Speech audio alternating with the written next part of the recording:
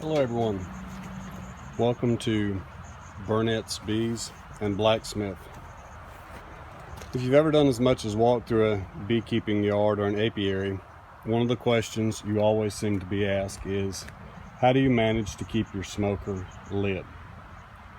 Well, obviously there are lots of varieties of fuel that can be burned, everything from processed pellets to pine straw to shavings. The example I'm going to use is actually shavings from my planer from my woodwork shop. But in order to maintain the fuel burning, you got to keep your smoker lit. First thing I would like to do is just show you that there are a couple of different moving parts within a smoker. First and foremost, you have a small tray that comes with your smoker when you purchase it. And in some cases, it may look more like a disc. One of the things you need to do immediately is to, if available, straighten the legs. What this will do is actually sit almost in the bottom of your smoker. And in sitting almost in the bottom of your smoker, with the bellows here and the air vent here, you then get circulation below your fuel, and that air circulation below your fuel allows for whatever your fuel of choice is to continue to smoke. In your older model smokers like this, you may actually find that the bottom piece is difficult, if not impossible, to remove. Obviously it's there to create an air gap so that when your bellows are actuated, air can have a free space to flow into. One of the things you will need in lighting your smoker is something flammable to actually start fire with. In this case, we'll use a handful of newspaper crumpled up.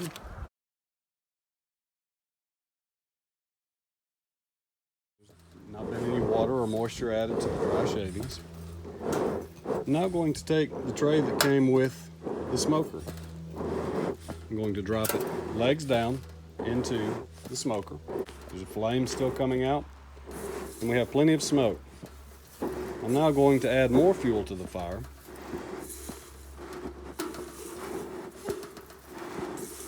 And we're going to continue to pump the bellows as we add more and more shavings. If you think about the thing that causes smoke, it's decreasing the amount of air circulation where there is flame. So we're actually going to stuff the smoker. Saw the flame come out the bottom when I pressed down? Flame has to have somewhere to escape. So as long as you have the smoker full, compressed, a good flame in the bottom, you're then ready to close the lid, and your smoker will burn for several hours.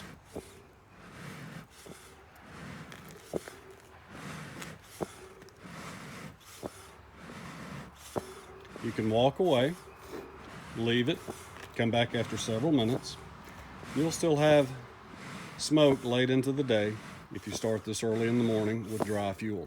You can actually take a small piece of aluminum or a small stick, insert into the end of the smoker, and it will slowly die out if you no longer intend to use it.